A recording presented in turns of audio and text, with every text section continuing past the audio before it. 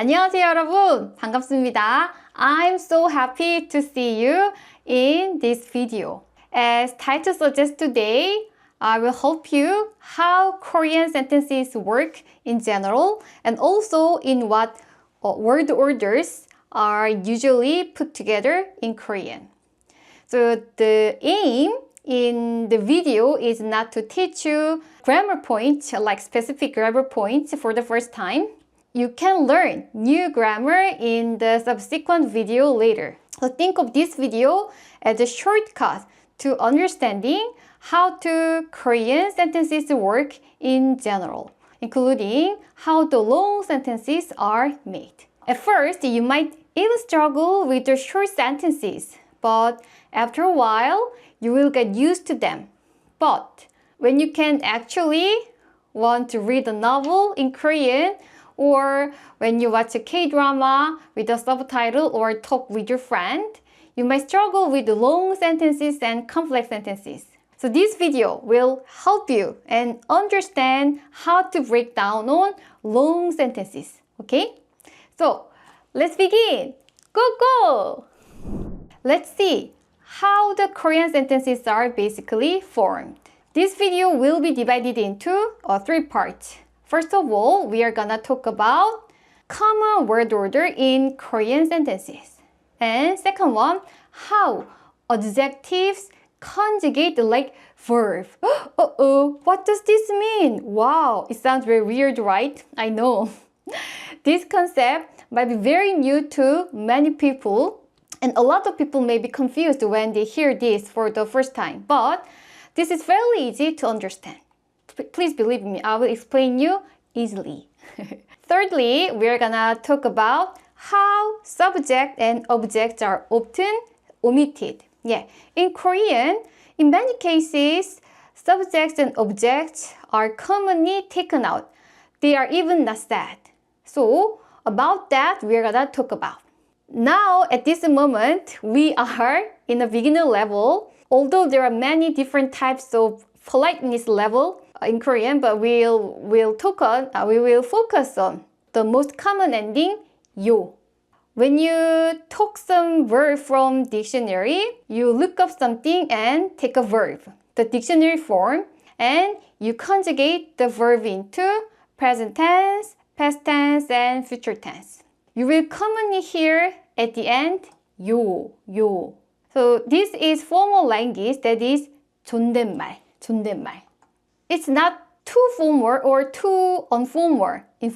People say this, 요. 밥 먹었어요? 학교 가요? 만나요? Like this, okay? So we will stick to this, although there are many other forms of informality in Korean. So let's begin. Like in English, A is B, C is D, or I am, you are, she is. When you want to say something using the verb be, you will get like this. 저는 학생이에요. That means I am a student. Yeah, I brought some examples. 저는 은혜예요. That means I am Grace. 은혜 means Grace. That's my name. And this is coffee is 이것은 커피예요. 이것은 커피예요. 저는 은혜예요. 저는 학생이에요. So, 학생 is student. In English, we say A is B. So, B part is 학생 in this case. A is I am, you are, he is part in English. And then it's already over. You've already said those parts. And you add whoever you are, whoever she is at the end. But in Korean, whoever you, anything is, comes in the middle. And it closes with 저는 이에요. Once again, it closed by 저는 이에요. That's one characteristic that you do understand and remember. Once again, 저는 so and so 이에요. So it's different. You can see the verb be comes at the end, right? 이에요. In 이에요 part, in negative sentence, past tense, future tense, that 이에요 part will be different in Korean. So you will never know whether the sentences will be until you hear the last B sentence to the end. That's the Korean. So that makes it different from English and other languages. Let's see. Next sentence. 저는 은혜예요. 은혜 is close by 저는 이에요 as well, right? So very common Korean sentences. Again, the copy comes at the end and it's surrounded by 이것은이에요. This is, I am, the subject part and ended by 이에요 ending part, right? And then in this case, the noun is placed in the middle. And let's move on next. Now we are talking about using the verb be. Then what about regular verb, which is the action verbs? It's same actually. In Korean, the word order is exactly same. Like 저는 공부해요. 저는 일해요. So 저는 I, 공부해요 is study. 일해요 is work. Yeah, it's same, totally same. Please don't worry about the actual words because we are talking about the word order only here. This is where it really gets interesting now. And this one, descriptive verbs. Descriptive verbs. They are actually adjectives in a way, you know, depending on what you look at, but they work like verb. They act like verb. Here, please look at this example sentence. In Korean, we don't actually use the verb be. We just use the verb for to be fun. This is just one word, 재미있다. 재미있다. It's like conjugated like a verb, a regular verb. So, whenever you think of a sentence, an adjective, the old, hot, big, such are adjectives, right? So in English, my car is old, my coffee is hot, my house is big.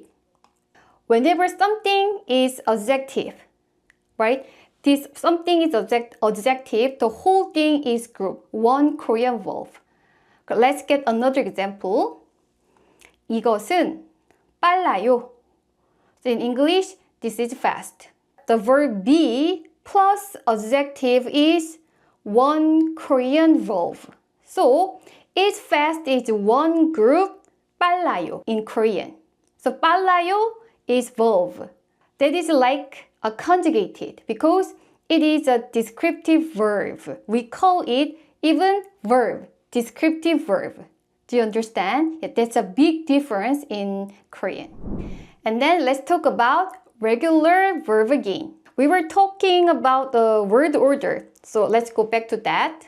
Let's see one example sentence. 나는 공부해요. 나는 공부해요. In English, I study. It's so simple, right? This is just two words and very simple. And this is word order. But when you add one subject, things get a little bit different or interesting. I'd say. In Korean, when you do something, the something which is object comes before the verb. Please look at this example. 저는 영어를 공부해요. 저는 영어를 공부해요. That is, I study English. I study English. In Korean, when you do something, the something which is object comes before the verb. Because in Korean sentence, the verb tends to come to the end. It's not always the case, but you know, there's exception. But most in case, it's like that. Let's look at more examples. 저는 영어를 공부해요.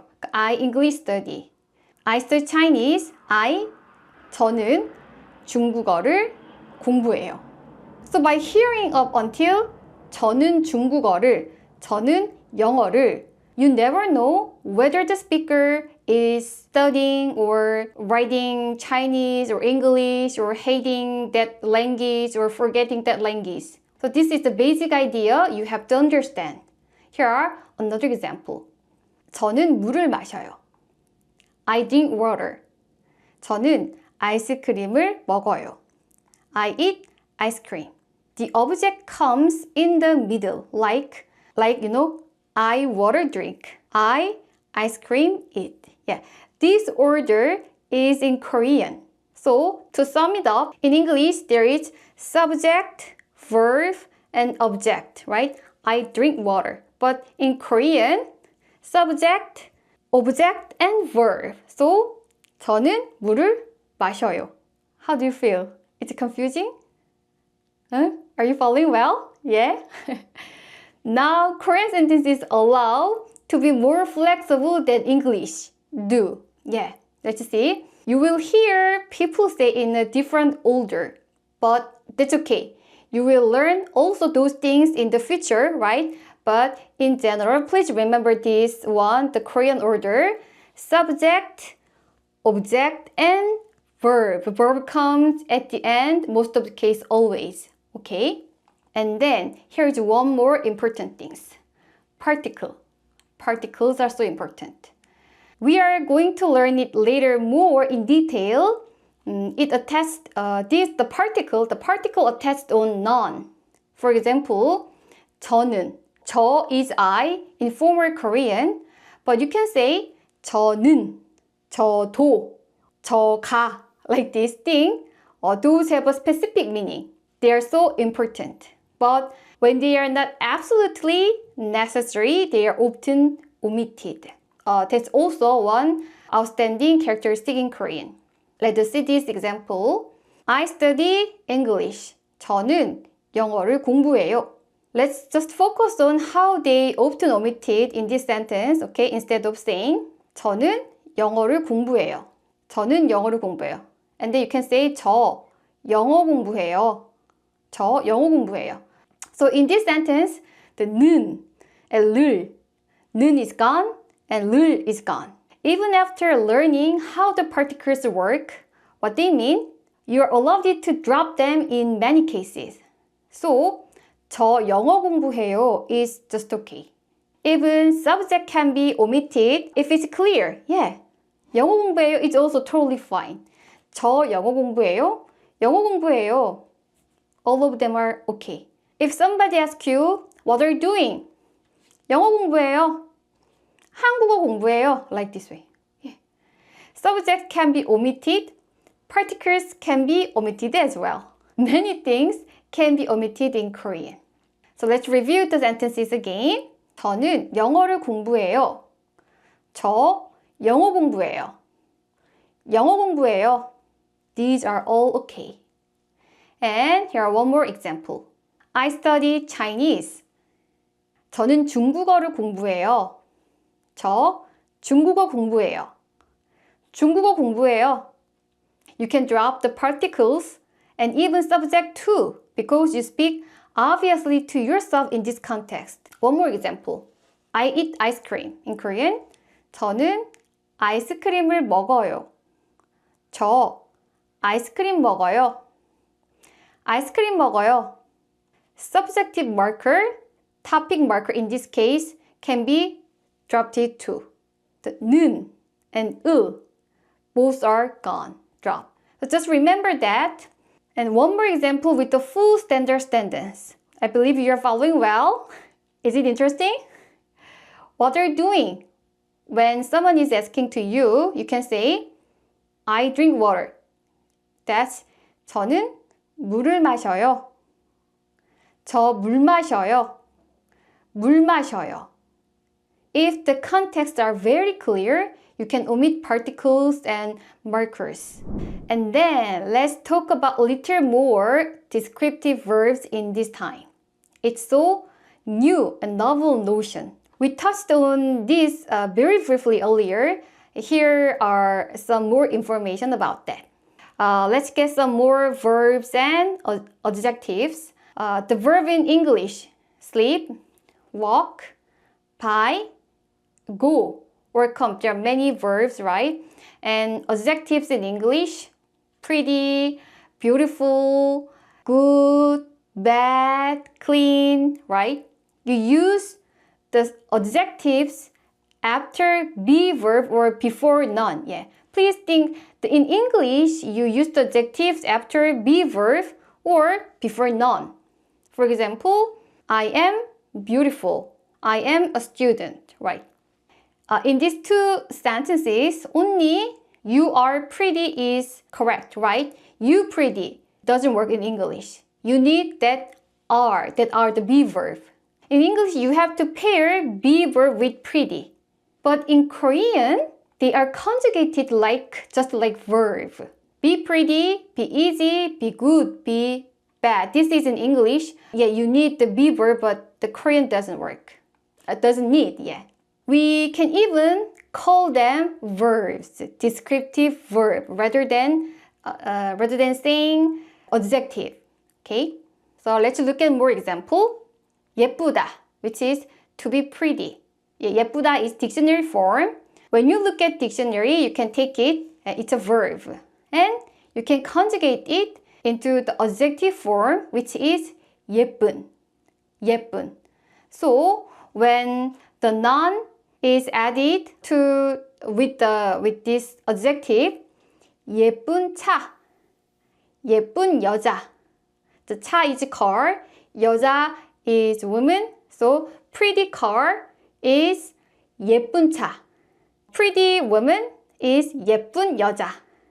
예쁜 꽃, 꽃 is flower, and 예쁜 꽃, like this way, okay? There are many conjugations, right, such as in the various different conjugate the tense variation. Yeah, just now you don't have to memorize all, yeah, but just to look at some example phrase. Look at here, 예뻤던. The 예뻤던, this is past tense, pretty, of the pretty. So 예뻤던 would be another different conjugation of 예쁘다. Once again, into the past tense conjugate adjective form, into the past tense adjective form. And then 예쁘, 예쁠. This is future tense in pretty. 예쁠 is future tense adjective form. In English, you can't really conjugate the word pretty. But in Korean, conveniently or inconveniently, it depends on how you look at it, you can actually conjugate the verb. And 예쁨 is noun form conjugation of the verb to be pretty, 예쁘다. So you don't have to memorize this form, just remember that adjective works like the verb at this moment, okay? We are now just focusing on how the Korean sentences works in a big picture. And we can learn step by step. You've run very well until now. This is wrap up of today's content. What have we learned today? Number one, common word order in Korean sentences. And second, how subjects and objects are often omitted and how adjective conjugate. Lastly, everyone, I'd like to say this one to you. In Korean, the verb ending, the sentence ending is very powerful, very powerful. Let me say this example once again. Here, I drink water. You want to say, I drink water. In this case, in English, even when you hear only two words, I drink, then you immediately know, this sentence is present tense, and it's not asking question, and you are not talking about can or one thing what doesn't want, right? But you are just simply drinking water, I drink. But in Korean, because the verb comes at the very end, the tense and the voice of the tense and voice of that sentences can be only expressed through the ending. Yeah, okay. And please don't be worried about the difference, okay? Because we're gonna learn step by step and everything can be interesting and fun. So you did a good job until here. Well done. Thank you so much, everyone, and see you in next lesson in next video. Bye, everyone. You did a good job, everyone. Bye.